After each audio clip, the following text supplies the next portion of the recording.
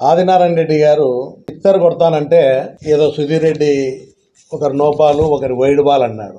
నేను చెప్పింది ఇచ్చిన మాట ప్రకారం మీరు మేనిఫెస్టోలో ఏదైతే ఇచ్చినారో ఆ సిక్స్ కొట్టలేకపోతున్నారని చెప్పి ప్రజలందరూ కూడా అనుకుంటా ఉన్నారు. అంటే అడిగిన దానికి సమాధానం చెప్పకుండా ఆయన ఏదో చెప్పి వెళ్ళిపోతుంటారు దాటవేసేదోరిని. నేను వేసినది వైడ్ బాల్ నో బాల్ కాదు. నేను వేసిన బాల్ యార్కర్ బాల్. కొడితే కొట్టాలా, కొట్టకుండా కాలు ఇరుగుతుంది, లేకుంటే వికెట్ పడుతుంది.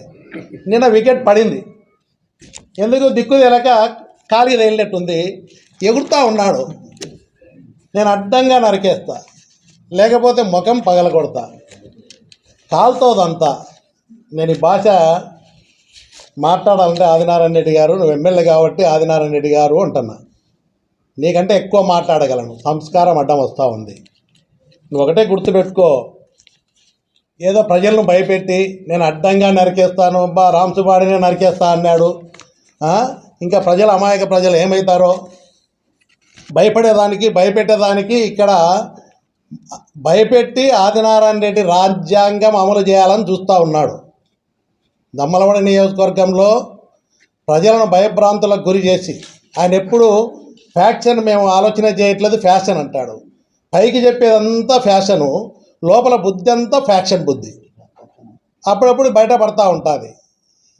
ఏ బాధ్యత గల వ్యక్తి కూడా నిన్ను అడ్డంగా నరికేస్తాను, కాలుతో తంతాను, ముఖం మీద కొడతాను అని ఎవరైనా సంస్కారం ఉన్న వ్యక్తి, ఇన్ని లక్షల మంది ఓట్లేసి ఆ ప్రజల యొక్క గౌరవాన్ని కాపాడాల్సిన బాధ్యత నీ మీద ఉంది. ఆ ప్రజల గౌరవాన్ని తీసేసే విధంగా నువ్వు మాట్లాడే బాధ్యత చూస్తే ఈ దమ్మలమడుగ నియోజకవర్గానికి ఇలాంటి వ్యక్తిని ఎన్నుకున్నారా అని రాష్ట్రమంతా అనుకుంటా ఉంది. నీవేదో అడ్డంగా నరికేస్తానంటే భయపడి ఇంట్లో కూర్చున్న దానికి నేనన్నా అమాయక ఓటర్ను కాదు. నీ రౌడీలో నీ చెంచాలో ఏదో నేను బయటికి వస్తానే ఏదో రౌడీజం చేస్తారంటే భయపడే వ్యక్తిని కాదు. నీ తాటాకు చప్పుళ్లకు భయపడే పరిస్థితి లేదు. నువ్వు ఇంకొక మాట మాట్లాడుతూ ఉన్నావు. వైఎస్ కుటుంబం పుణ్యం మీద గెలిచినటువంటి వ్యక్తివి దొడ్డిదారిన తెలుగుదేశంలోకి పోయినావు.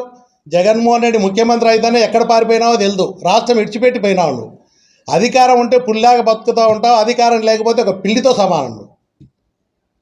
అలాంటి వ్యక్తివి నువ్వు. జగన్మోహన్ రెడ్డిని రమ్మనోడికి పోటీ చేయి. నీకు చేతగాని రాజకీయాలు చేసిన వ్యక్తివి నువ్వు. నీకు మళ్ళీ ఒక జగన్మోహన్ రెడ్డి కావాలన్నా నీ బతుక్కు? నీ శక్తి అంతా మాకు తెలుదా? దమ్మోడి నియోజకవర్గ ప్రజలు. అసలు బ్యాట్స్మెన్ పక్కన పోయినాడు, అసలు బ్యాటింగ్ చేసిన వ్యక్తి భూపేశ్ రెడ్డి పక్కకు పోయినాడు, దొడ్డిదారిని వచ్చినాడు. ఆయన బ్యాటింగ్ చేసిన వ్యక్తి అసలు బ్యాట్స్మెన్ను ఎక్స్ట్రా బ్యాట్స్మెన్ కింద పెట్టేసినాడు. దొడ్డిదారిని వచ్చినటువంటి ఆదినారాయణ రెడ్డి లాస్ట్లో వచ్చినాడు. దొడ్డిదారిని వచ్చి అసలు బ్యాట్స్మెన్ నేనే అంటాడు. అంటే నీ స్వార్థం కోసం ఎవరినైనా బలు చేస్తావా నువ్వు? నన్ను కొడతానంటాడు. నీవు కాదు, నీ తరం కాదు. నా దగ్గరికి కూడా అనుకొని కూడా రాలేవు నువ్వు. నీ చెంచాలు కూడా రాలేరు. నువ్వు దమ్మలమడుగులో ఫ్యాక్షన్ వద్దని కోరుతా ఉన్నా, నేను ఎప్పుడు ఎంకరేజ్ చేయలేదు. నువ్వు చెప్తే నువ్వేమన్నా భయపడి నువ్వు అడ్డంగా నరుకుతానంటేనో నీకు కానీ నీ చెంచాగాళ్ళకి భయపడి ఇంట్లో కూర్చుంటున్నావు అనుకుంటున్నావా నువ్వు? నీలాంటి చెంచాగాళ్లకు, నీ తాటాకు చప్పులకు భయపడి ఇంట్లో కూర్చునే వాడిని కాదు. మీరు ప్రజలకు ఇచ్చిన ఆ వాగ్దానాలు నెరవేర్చేంత వరకు నీలాంటి వాళ్ళని లెక్కే చేయను. నేను వస్తా, ప్రజల పక్షాన ధైర్యంగా నేను ప్రశ్నిస్తా, ప్రజలకు అండగా ఉంటా. అదేవిధంగా నువ్వు చేసే దౌర్జన్యాలకు ఆదినారాయణ రాజ్యాంగం అమలు చేసేదానికి వీలే కాదు. ఇక్కడ ఏ దాంట్లో కూడా ప్రజల పక్షాన ఉండేదానికి ఎక్కడ తగ్గేదేలే. ఆదినారాయణ రెడ్డి గుర్తుపెట్టుకో.